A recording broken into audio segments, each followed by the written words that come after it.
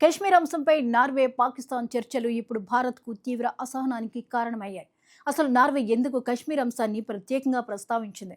పాకిస్తాన్ మరోసారి కశ్మీర్ను అంతర్జాతీయ వేదికపైకి తీసుకురావడంలో సక్సెస్ అయిందా? నార్వేకు భారత్తోనూ మంచి సంబంధాలు ఉన్న దేశం.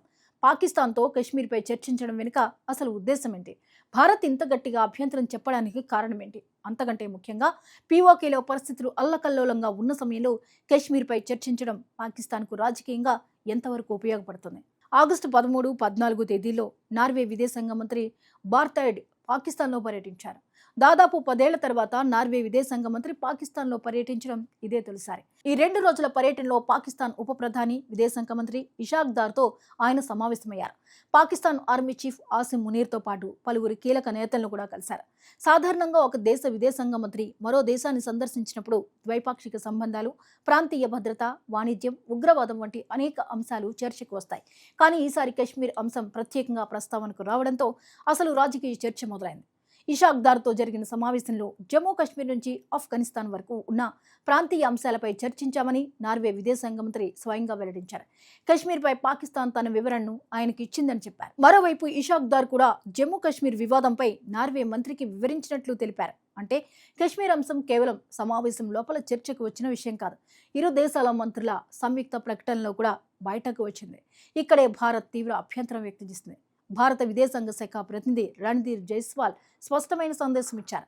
జమ్మూ కాశ్మీర్, లదాఖ్ భారతదేశంలో అంతర్భాగాలని, అవి ఎప్పటికీ దేశం నుంచి విడదీయలేని భూభాగాలని పునరుద్ఘాటించారు. అంతేకాదు, అంతర్జాతీయ సమాజం ఆందోళన చెందాల్సింది కశ్మీర్పై పాకిస్తాన్ చేస్తున్న రాజకీయ ప్రచారం గురించి కాదని, పాకిస్తాన్ చట్ట విరుద్ధంగా ఆక్రమించిన పీఓకేలో జరుగుతున్న పరిణామాల గురించని భారత్ స్పష్టం చేస్తుంది. పీఓకేను సరిహద్దు అవతల ఉగ్రవాద కార్యకలాపాలకు ఉపయోగిస్తున్నారన్న అంశాన్ని కూడా భారత్ ప్రస్తావించింది.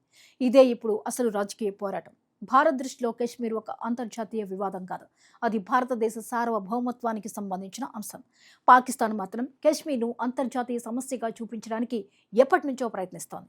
వివిధ దేశాల నేతలతో సమావేశమైనప్పుడు కశ్మీర్ను ప్రస్తావించడం, ఐక్యరాజ్య సమితి సహా అంతర్జాతీయ వేదికలపై ఈ అంశాన్ని లేవనెత్తడం పాకిస్తాన్ దౌత్య వ్యూహంలో భాగంగా కొనసాగుతోంది. ఈ నేపథ్యంలో నార్వే విదేశాంగ మంత్రి కశ్మీర్ను ప్రత్యేకంగా ప్రస్తావించడం భారత్కు అసౌకర్యం కలిగించింది. మరి నార్వే ఎందుకు పాకిస్తాన్తో కశ్మీర్పై మాట్లాడింది? నార్వే కశ్మీర్ విషయంలో పాకిస్తాన్ వైఖరిని పూర్తిగా సమర్థించిందని అర్థమా? అలా మాత్రం చెప్పలేం. ఒక దేశం మరో దేశంతో సమావేశం నిర్వహించడం, అందులో ఒక వివాదాస్పద అంశాన్ని ప్రస్తావించడం, ఆ అంశంపై ఆ దేశ వాదన వినడం, ఆ దేశ వాదనను అధికారికంగా సమర్థించడం రెండు ఒకటి కాదు.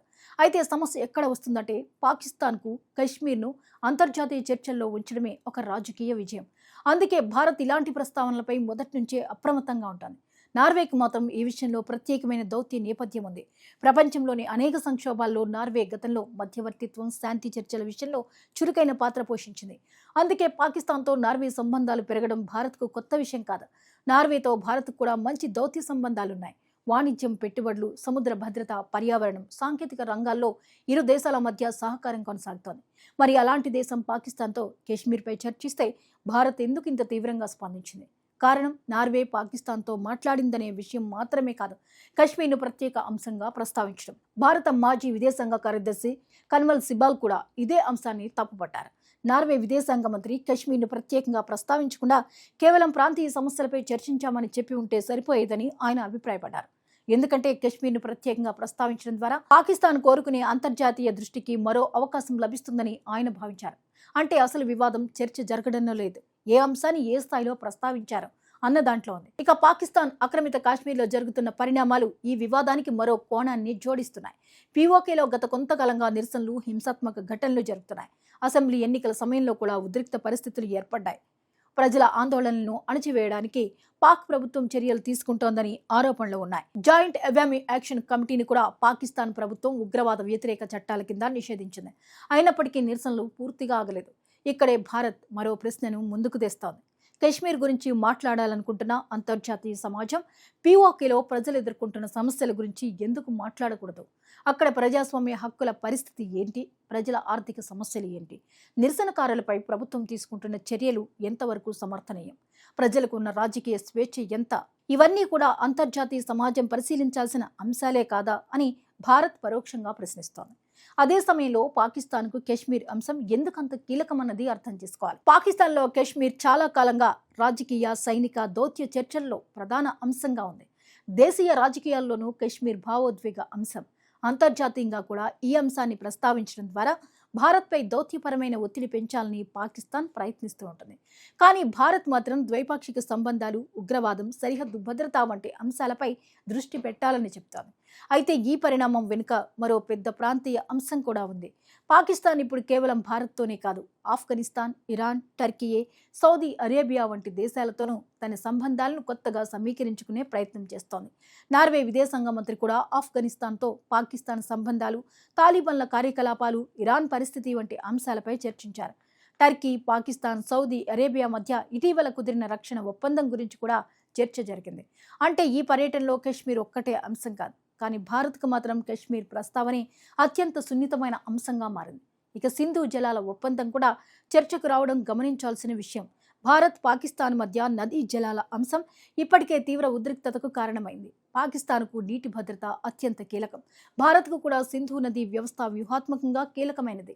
ఇలాంటి సమయంలో పాకిస్తాన్ విదేశాంగ మంత్రి నార్వే ముందు కశ్మీర్తో పాటు సింధు జలాల అంశాన్ని ప్రస్తావించడం తన దౌత్య ప్రచారాన్ని విస్తృతం చేసే ప్రయత్నంగా కూడా చూడొచ్చు. అయితే భారత్ స్పందన మాత్రం చాలా స్పష్టంగా ఉంది. జమ్మూ కశ్మీర్, లదాఖ్ భారతదేశంలో అంతర్భాగాలు. వాటి భవిష్యత్తుపై మూడో దేశం మధ్యవర్తిత్వం చేయడం కానీ, భారత్ అంగీకరించని అంతర్జాతీయ చర్చను ప్రోత్సహించడం కానీ తమకు ఆమోదయోగ్యం కాదన్నదే భారత్ వైఖరి. అదే సమయంలో పీఓకేలో జరుగుతున్న పరిణామాలపై అంతర్జాతీయ సమాజం దృష్టి పెట్టాలని భారత్ కోరుతోంది. మరి నార్వే ఇప్పుడు ఏ వైఖరి తీసుకుంటుంది? పాకిస్తాన్ కశ్మీర్ను మరోసారి అంతర్జాతీయ చర్చల్లోకి తీసుకురావడానికి చేస్తున్న ప్రయత్నాలు ఎంతవరకు ఫలిస్తాయి? భారత్ అభ్యంతరం వ్యక్తం చేసిన తర్వాత నార్వే భవిష్యత్తులో కశ్మీర్ విషయంలో మరింత జాగ్రత్తగా వ్యవహరిస్తుందా? పీఓకేలో జరుగుతున్న నిరసనలు, హింసపై అంతర్జాతీయ సమాజం నిజంగా దృష్టి పెడుతుందా? పాకిస్తాన్ కశ్మీర్ అంశాన్ని ప్రపంచ దేశాల ముందు ఎంతకాలం కొనసాగించగలదు?